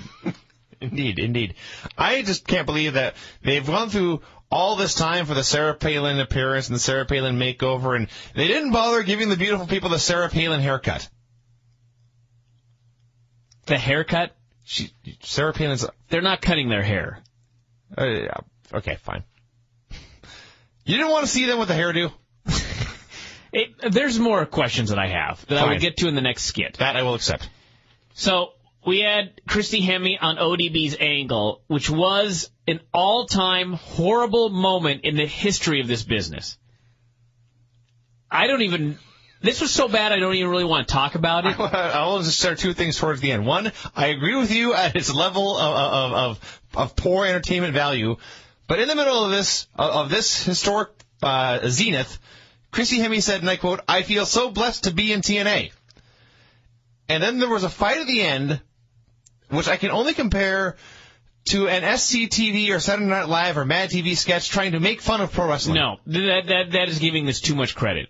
This was, in fact, I can't even say Seattle Public Access because the Youth Wrestling Federation was significantly better than this shit right here. This was, I don't even know what this was. This attack by Raisha and Raka at the end of this segment was beyond anything I've ever seen. And I do not ever need to hear about Hugh Hefner's old balls again, which I did in fact hear about on this segment. Yes. Actually, I won't even say it's a good thing about this. I'll praise it during the match itself. There was not a single good thing about this segment. I do agree, but yes, move on. Then we had Mafia meeting with Foley, and he told him he was a little concerned about what happened with Bubba. He was moderately concerned about the fact that he had tried to kill a man. Yeah. They said, "Hey, we're just having a good time." And Foley said, "You may have crossed the line." Dun, dun, dun. Isn't that what the whole point of this promotion is? It's their whole marketing campaign. Are we told to cross the line on every show? We are encouraged to cross the line. They crossed the line. That shouldn't be a problem. In fact, not only that, we are told this show was cool because they crossed the line. By the way, first off, I hate that term cross the line with I hate it more than WWE Universe, which is saying something because I really hate that one. And the song at the beginning of this show where they're singing about crossing the line, I just want to shoot my TV set. And someday I may. I just like that. Only once, there's one point in that song where they actually cut to the guy singing it, and it's like, who is this Yutz? And then just keeps going with the wrestlers. Including this week, by the way, Suicide. Yeah. He has made the opening credits. Angle said Bubba challenged him to a wrestling match and it got turned into a street fight. What do you expect him to do? Foley said, "Well, I would have done it one-on-one." And Angle said the business was built on brotherhood, which is an outright lie. And not that Kurt Angle's ever lied before. Sting walked out in the middle of it, and Foley said he wanted their word, no more beatdowns. They all said okay, and he is so fucking dumb. Another dumbass babyface in TNA. No. He is the dumbest babyface there has ever been. In this company or any other. He actually took them at their word that they all said, okay, we will never gang up on anyone ever again. And he said, okay, he believed them. He's the dumbest man on earth. What a goddamn fool. Oh, Mick Foley. Oh, my friend Mick Foley.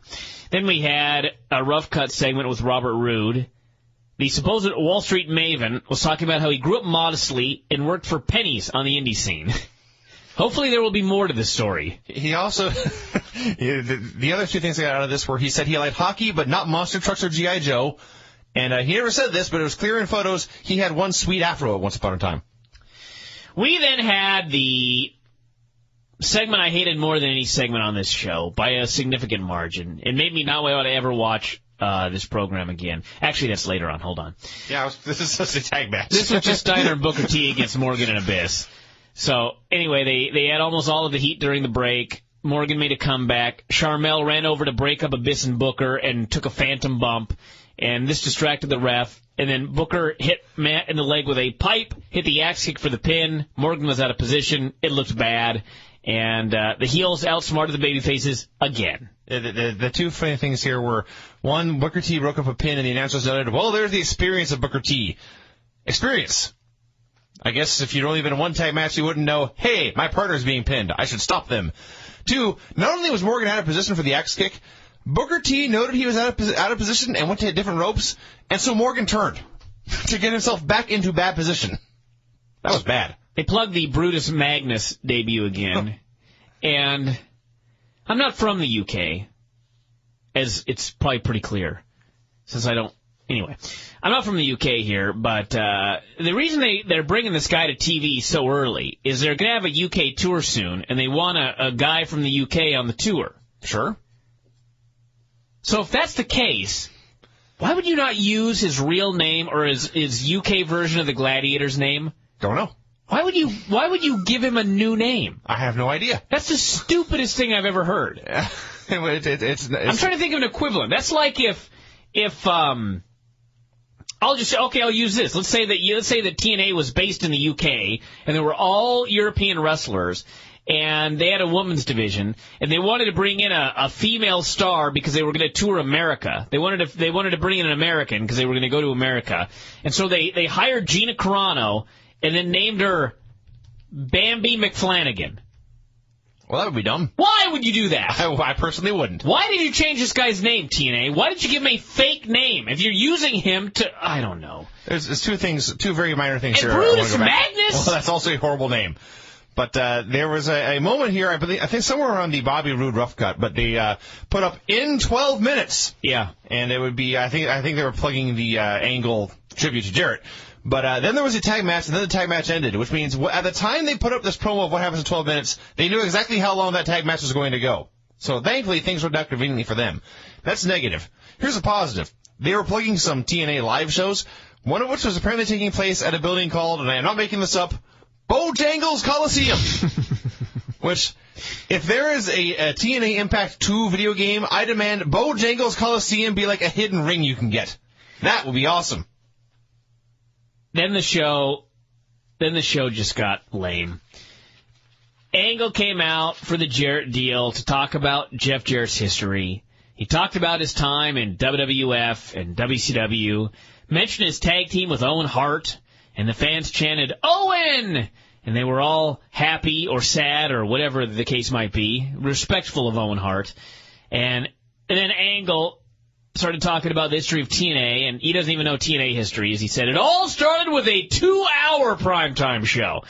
Actually, it was 1 hour, Kurt, and they needed 2 hours because there was not enough time for everything in 1 hour. So this all led to a plug for Genesis, where he said that the Jeff Jarrett story would come to a tragic end. He said that Jeff Jarrett was going to die. He was going to drown in a pool of his own blood. And then he showed pictures of Jeff Jarrett's children, his 3 daughters on the big screen, and he said after the pay-per-view, these little girls would become orphans. This in the same fucking promo that he mentioned Owen Hart, who also left orphans. Indeed. What a bunch of shitty human beings. It's the dregs of society. If this... anybody from TNA that was responsible for this is listening to this right now, I do not feel even the slightest bit bad to call you just scum. Well, and for that matter, these 3 girls themselves are already orphans. Their mother's gone. That's right. This is, yeah. And the Jarrett came out and called Angle a worthless son of a bitch, and I just thought, what irony. You worthless son of a bitch. You phony motherfucker. Jesus Christ. Yeah, it was... Your wife dies. And your best friend dies. And now you're putting your daughters on national television, and the storyline is that Angle is talking about making them orphans. Killing you. Just a scumbag. You pretty much got it all there. And I can't say it was the worst part about this, but it really kicked in because the first half of this promo was so great. Talked about everything Jeff had done, and then he said it all ends at Genesis when I thought he was just going to say I beat you or I humble you or humiliate you. No, murder you. You know why this company's so fucking dumb? It's because Angle's talking about making these daughters orphans, and then Don West gets on commentary and he's just like, this is despicable. Like we're supposed to be mad at Kurt Angle. When in reality, everybody watching this show, hearing this shit, they find TNA despicable. Kurt Angle's getting no heat. What person possibly watches it and goes, boy, I hope Jeff Jarrett beats that Kurt Angle? That can't happen. Not a single person. It's actually impossible to believe anyone would feel that way. It's fucking 2008, and all people think is, what a bunch of scumbags running this show. Everyone knows it's fake. God, this sucked. Everyone, and everyone knows Owen Hart is really dead. Everyone knows, or they may not know till Jarrett is really dead, but if they looked into it, they would find out. This was the kind of show that just made me not want to support him at all. The idea of these promos is meant to make you want to buy the pay-per-view. This made me want to not ever put another cent in the pockets of these people. God, this sucked. Jarrett freaked out backstage, and BG tried to calm him down, and Jarrett stormed off, and I just thought, keep going, buddy. Just keep going. And then Angle Oh, no, it was Jarrett. I don't know. Fuck this.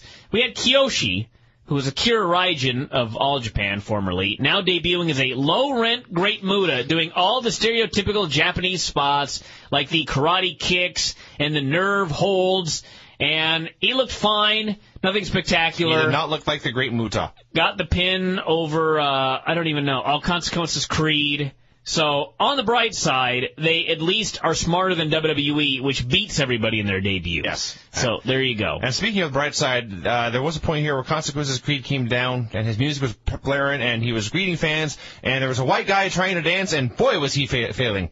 That was good. Another horrible segment. Palin and the Beautiful People. This is what they did in this segment, I swear to God.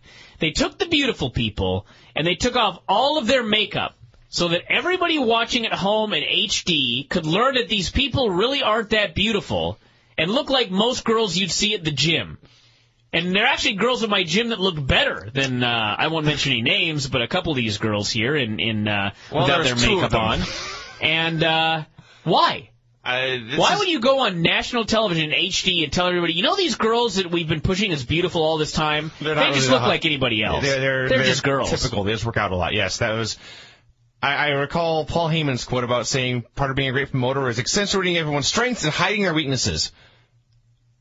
This was the opposite of that. Not only that, they took off all their makeup because I guess the fake Sarah, I don't know what the idea was. I don't know what the point of any of this is. Because the fake Sarah Palin was caked in makeup. Yeah, she had bright, deep red lipstick on. So what was she trying to accomplish here? I don't know.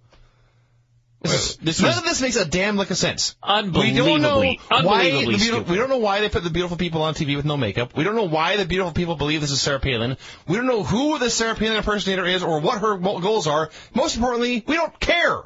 Is the whole idea that she's humiliating them? And if so, why? I don't know. And if this is so dumb. The more I think about this, the angrier I'm getting. There's someone out there who's looked in the mirror one day and thought, hey, I somewhat resemble Sarah Palin. I'm going to take advantage of this by driving down to Orlando and humiliating the beautiful people of Total Nonstop Action Wrestling. And Billy Gunn, in all of this time, is unable to text message them, not real Palin? Yes. Would it be that hard to send him a text message? Fake Palin? Just carry a sign. It's not her. Jesus Christ, this sucked. So then we had an interview with TNA and Shane Sewell, whose forehead is grotesque, by the way. And I wasn't even watching this in HD. He has geeked himself once or twice. So it's kind of funny because Dave and I were talking about the storyline on the Observer Live show, and Dave's like, "Well, why if he was a wrestler, why isn't he wrestling?" And I said, "Well, maybe they could tell a story about how he suffered an injury." Well, that's what they've done. They've announced that Shane Sewell suffered a neck injury, and that's why he's refereeing. Now, that's all fine and dandy. This was, in fact, my idea. But, unfortunately, Shane Sewell is about to return to the ring. Right. So now you've announced he has a neck injury preventing him from wrestling, and he's about to start wrestling again? Uh-huh. These people can't win. No, and when they do something right, which is sort of what you were just talking about, they do something very wrong, which is where Shane Sewell himself turned to Mike TNA and said, why am I refereeing the Sheik's matches? Yes! Why don't I ref the matches of anyone else? He said, I've requested to not referee them, and I still am. So anyway. So he said he needed a job, and he couldn't wrestle, so he thanked God for his job refereeing the TNA, and then said he would throw it away if anyone got in his face. Yeah. But he did close saying if he was fired that Shane Sewell will not leave TNA peacefully. And it was a stupid promo, but his delivery was awesome, and he is still my favorite guy in the company. He was actually very great here. Then we had Raisha and Raka Khan against Christy and ODB in a street fight, and it was, in fact, bad. The only good thing about it was Raka Khan's, I guess you can call them shorts. They were so short that she may as well have been nude. And I would have been fine with that, because it would have made this whole thing a hell of a lot better. They had a horrible, wretched match. ODB body slammed Raka, which was a risk to many lives. And then Christy did her leg drop off of the middle rope. To the gut. To the gut, which could not have felt good. And then Kong hit the ring afterwards and beat up both girls, including giving Christy the worst implant buster I've ever seen in my entire life. They attempted to edit it. They failed. Suicide then slid down on his zip line, which looks stupider by the week. Kong bailed. The lights went out. He disappeared. This was just... When you have friends that don't watch pro wrestling and ask you why you like pro wrestling, the idea of pro wrestling that they have in their head, this is what this was. This is bullshit. And you ask yourself, why do I like pro wrestling? Who could like pro wrestling? Who could possibly like pro wrestling when you watch just utter bullshit like this? It all sucked, and I guess it doesn't matter in the long run, but I'm fairly certain.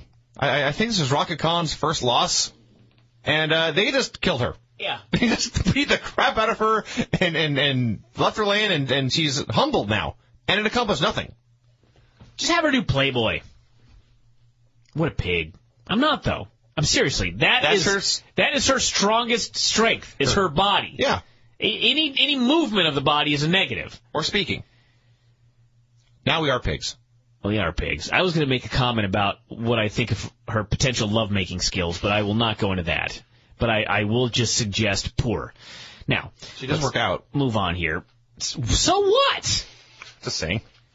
Borash interviewed Sting and Nash backstage, and Nash had my new favorite line ever. TNA questioned basically, Borash basically questioned Sting's integrity. And Nash stepped in and said, "How dare you question this man?" He turned to Sting, and I swear to God, this is what he said. "Sting, you were the gold standard. You were the highest paid guy in the company." Yes. I don't think he meant this in an ironic way. All I wanted was your money. Yeah. That's why he beat him up all the time. Yeah. Nash is so fantastic in many ways. He later said, "I'm an old man. I've got a cortisone shot in my foot. I need your help." Yes. And Sting grabbed his bat and went to help. Yeah. This is a great performance by Nash. Something. Then we had Foley doing an interview, and he basically said that he knew Kurt sometimes said things he didn't mean, and he was going to give him a pass for right now. He said he was taking the Mafia at their word there would be no more gang beatings. Fool! Well, the funniest thing was, how can Foley okay being portrayed as such a goddamn idiot? As he spoke, he got angrier and angrier, and it ended up in almost a Cactus Jack raging promo. And so basically what he said here, because as he got angrier, insisting that he was taking the word, it was like what he was saying was, I have to say that I'm taking them at the word. I really don't trust them at all, and I know that before the end of the show, they're going to screw me. Yeah. They make me look like a fool. Nash and Sting against Joe and AJ in a cage match. This was at least fine. Nash tried to climb out early. That makes it automatically better than fine. That makes it incredible. Literally. So I would have liked to see all 3 guys stop and watch him try and climb. They did some stuff. They did this and that. And finally, AJ climbed over and won, which, of course, left his friend in the ring by himself. So well, okay, they double-teamed Joe and beat him up, and they would not let AJ get in. I thought to myself, well, that's kind of a weird way to get there, but at least now it makes sense. The heels have Joe trapped alone in the cage. Fine. And then they did one of those things that I hate, which was AJ is struggling. He's fighting to get into the ring to save his friend, and they keep hitting him with bats so he can't climb the cage and this and that. And finally they slam the cage door in his head so he's completely incapacitated. And that's when Joe just makes his own comeback. At this I was point, like, are you fucking kidding me? At this point, Samoa Joe ran wild and took out all 5 members of the main event Mafia. I swear that happened. So he's taking them all out, and I keep thinking, where's the rest of the front line? Just out of curiosity. So the answer, Brian, is they were watching TV and said, let's go get... Oh, wait, no, he's got it. Never mind. Back to the sandwich. He's got it handled. So they finally locked him in there. Still no front line. They put his arm in a chair, and Steiner whacked it with a steel pipe. Babyfaces finally ran down. Sting beat him up, and heels prevented anybody that got through from getting into the cage. I don't know what happened to Sting. He was out there with about 8 men. Okay, Sting is locked outside, so I thought... Okay, well that makes sense because Sting is sort of the reluctant heel. He's not totally down with these gang warfare tactics, and Sting was locked outside, and he was looking inside, kind of confused, and kind of reaching the lock, but the door was locked, and then out comes the front line, and then Sting is just a dick and starts beating them all up. Yeah. Which, by the way, he beat up like 4 guys by himself. I was going to say, what happened to Sting? No one overpowered him? No. Anyway, so the guys couldn't get into the cage, and Joe was left dead. And the only good thing that I could say about all of the wackiness here at the end was at least they had something. What are you doing? What's wrong with my head? Yeah, right into the mic. Oh, sorry. They said that they basically asked, where was Mick Foley? So they have left a tease for next week. That was the one good thing that they did here. I have re-examined my opinion of the show, and I give it 1 thumb down. Yeah, the first part there was pretty much a thumbs up, and then it went spiraling off a cliff, and there was little to save it after that. But yes, the Chris Sabin-Sanjay Dutt match was the best match on the show in months and months. So, 1 thumb down. I won't give it 2 thumbs down, even though I feel that I should, based on the asinine segment with Jarrett and Angle. But I hate to punish men like Chris Sabin that worked so goddamn hard in that match, so I'll only give it 1 thumb down. But don't watch this show, everybody.